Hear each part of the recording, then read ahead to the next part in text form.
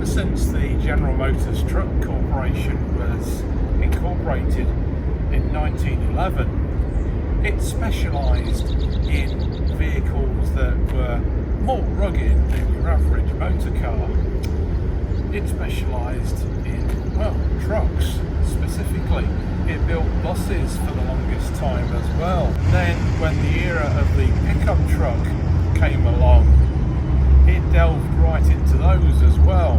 It got into the SUV craze as well by making siblings of the C5 Chevrolet Blazer from the late 70s onwards. And then when the crossover craze came along, well, it got into those as well.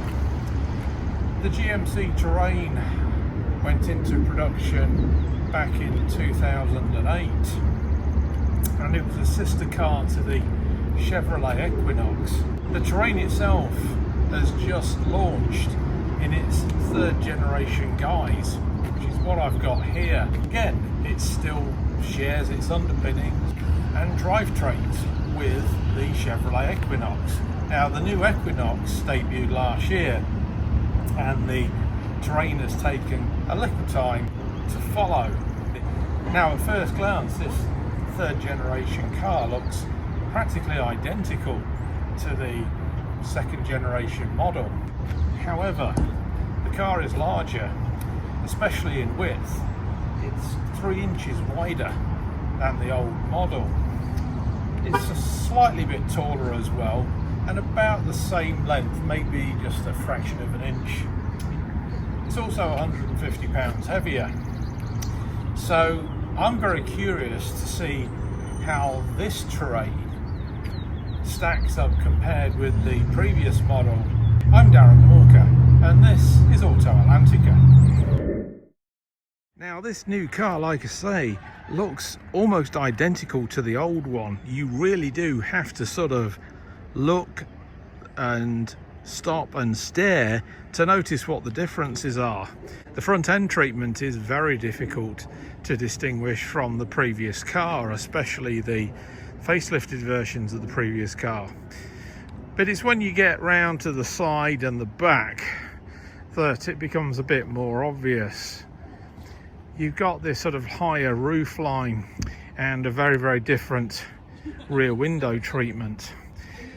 This, to me, looks a bit more generic, and that kick-up section that effectively forms the C-pillar is identical to the Chevrolet design these days, which I think is a little bit lazy, because the old Terrain had a very unique rear end design from the Equinox, which I actually preferred, especially the side window between the C and the D pillar.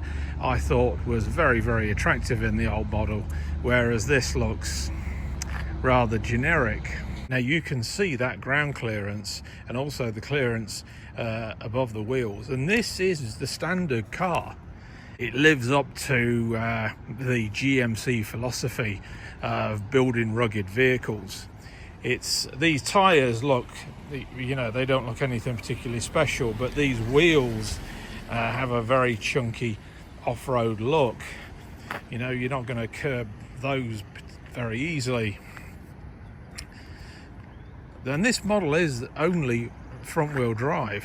There is an all-wheel drive version available, as there was in the last car. It also uses the same 1.5 litre e-turbo that the old model did.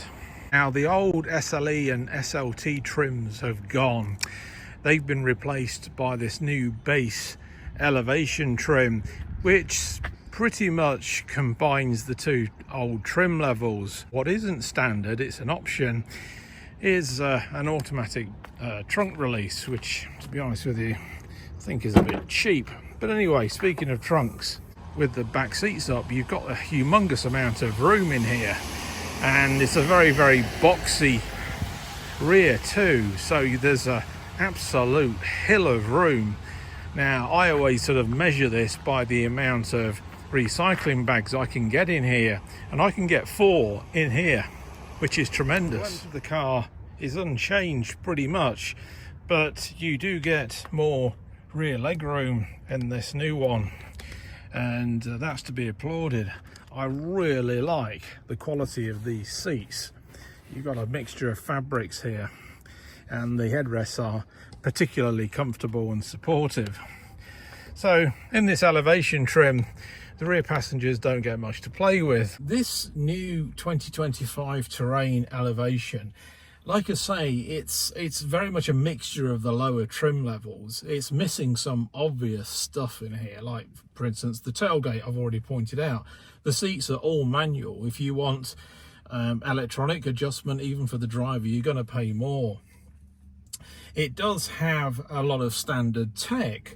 So for instance, all the driver aids like lane assist, for instance, and pedestrian braking, that's all standard from this pretty comprehensive radar system that this car's got.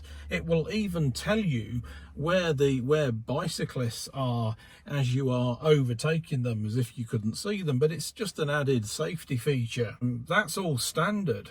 You get the IntelliBeam headlights, for instance, as well, so adaptive headlights, that's all standard too. It's got standard parking sensors at the back as well. This one has an optional technology package, which is just over $1,000, which gives you the rear camera mirror, which is this. So that's a second camera that's mounted on the tailgate. And rear pedestrian alert, that's extra. This one has front fog lights, which the old Terrain didn't have, which is nice. At least not the later old Terrains. And it's got traffic sign recognition built in as well. It's also got HD surround vision. The colour of this one, which is very attractive, which is called Rapids Metallic, that is a $500 option, and then you get 3 years of Sirius XM as an option as well. So that's the build sheet, and the sum total base price of this car is exactly $30,000, and with the options on this car it weighs in at just over $33,000 including delivery. So when you first get into this car, you can see what an improvement it is over the old model. It really is a step above, even compared with the old model's trim quality. I really like this Cadillac XT4 style ventilation setup, for instance. While I wasn't really keen on this central 15-inch tablet, which is actually standard across all models, or at least will be, I can see why they've done it, because it's probably just easier to replace if it goes wrong with it just being tacked on like that. So the steering wheel is new, but the old one was a very high quality piece of equipment, and so is this new one. So when you first get in this car, you really are impressed by the cut above difference in the interior quality. These seats are just fantastic. It's almost like a brocade style material. It's very hard wearing. 2 types of cloth on these seats, one for the bolsters and then one to park your bum on. That contrasts really nicely with this sort of like leatherette sort of stitching that's on the doors and on the fascia here, and that contrasts again with this harder plastic, which isn't scratchy. It actually feels quite soft when you tap it like this, and again that is stitched as well. I really like these Cadillac XT4 style vents. I also like, I didn't think I'd like this when I first saw it, but this 15-inch screen really is very impressive. It's very clear, it's got great resolution. I like the piano black effort. It contrasts again really nicely with the other very high quality materials that are in this car. And these buttons, piano black with piano keys, you know, you just tap each of these buttons to access the function. For instance, the heated rear window here. Here you've got the standard OnStar. I like all of that. The tech in here is very impressive. You can turn the camera on and off as well. It's a whim, and this one has got the optional 3D surround cameras. That's nice. So like my truck, which is where I first saw that application, you can turn the camera on even when you're not in reverse, just on and off yourself. That's nice. And have this dashboard set up like this. It shows you how far you are from the car in front. and then you've got all your essential information to one side, speedo, tachometer, fuel that's left, etc., and then your audio function on the other side. You can have the same thing but with a sort of regular speedo and tachometer in the middle. That's pretty much lifted straight from the tracks. That's where I first saw that system. And then you've got the standard incorporated Google based navigation, and then you can, if I've got the phone paired, I can actually have Apple CarPlay's Google Maps in there as well. But I'm just going to go to the standard navigation in here.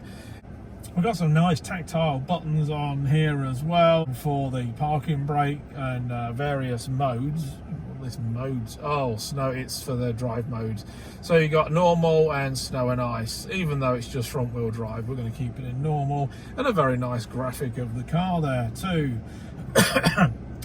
Auto hold, which presumably is stop start. No, stop start is next to it. I don't know what auto hold is, but let's forget that. Let's get moving.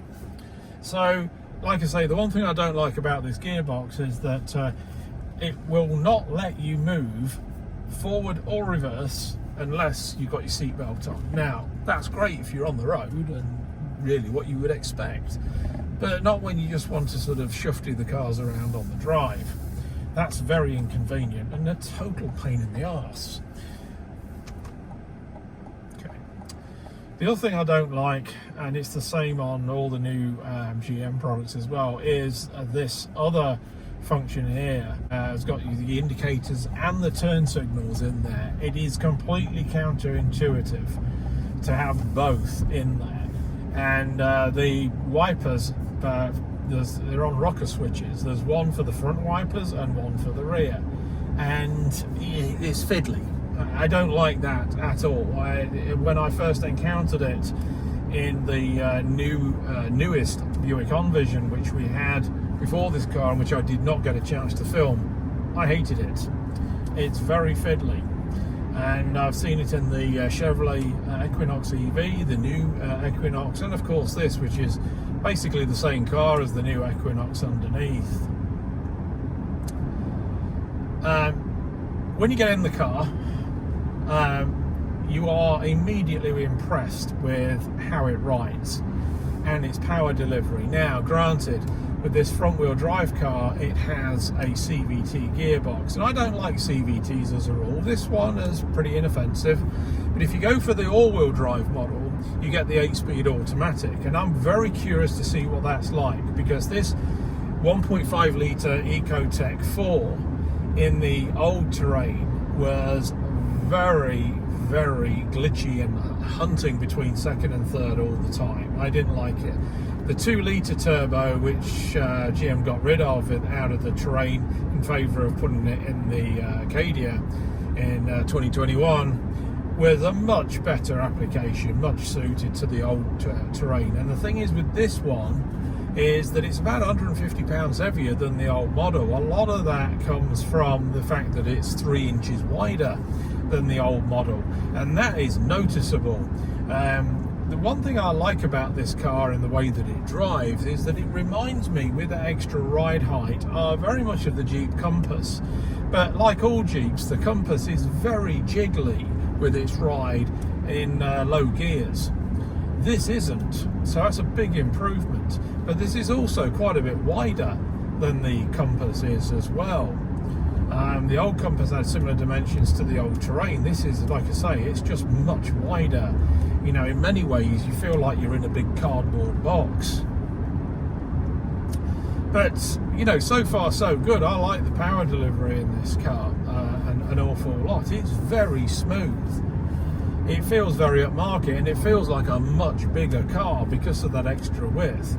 The length is practically the same to the 1/10 of an inch as the old car was. Now, visibility, I think, is improved because you sit that little bit higher up compared with the old car. The one thing that I really don't like about this car are those windows on the rear hindquarters.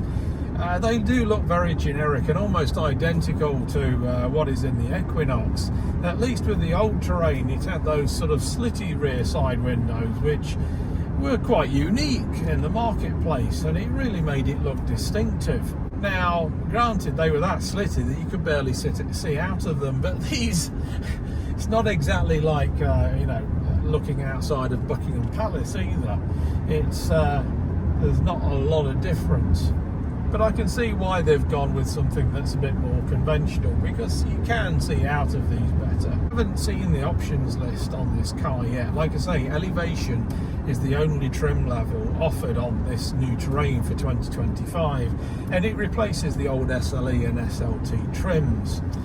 Next year there will be a new AT4 and a Denali as well. Now the Denali is going to have lashings of leather and even more lashings of chrome on the outside, and it's an acquired taste, although it's quite nice.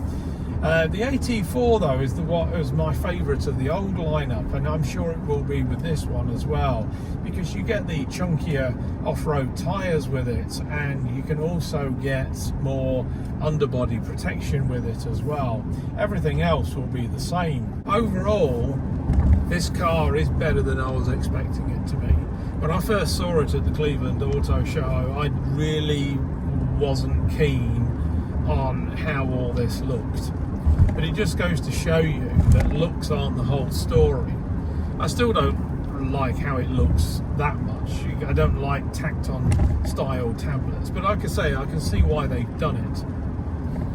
Because the Equinox is very much like a lot of the other GM products these days, with just one sort of swathe of screen that goes in front of you, and it's actually two screens that are into one. In fact, the Equinox is a two-step approach, very similar to the Trax that we had. This is altogether a bit more rugged, and because it's a GMC and it's going to give you that rugged feel, and that's why you get these very, very sort of heavy design buttons down here, and I really like that. I've only managed about 33 miles to the gallon as an average in this thing while we've been driving it. That's slightly less than the old model. Now you might think that doesn't sound a lot, considering it's a 1500cc turbocharged engine. Well, it's not, but it's also quite heavy. You know, this is 150 pounds heavier than the old model. The old model was, you know, almost 3,500 pounds. I'm sure that this minivan's going to figure out where he's going.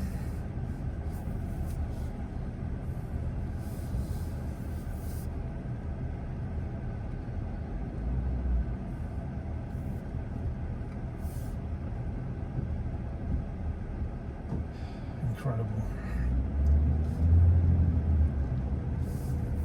Some people really don't deserve a license. So that's it from me and this 2025 GMC Terrain, which, like I say, is all new. It's a very impressive car.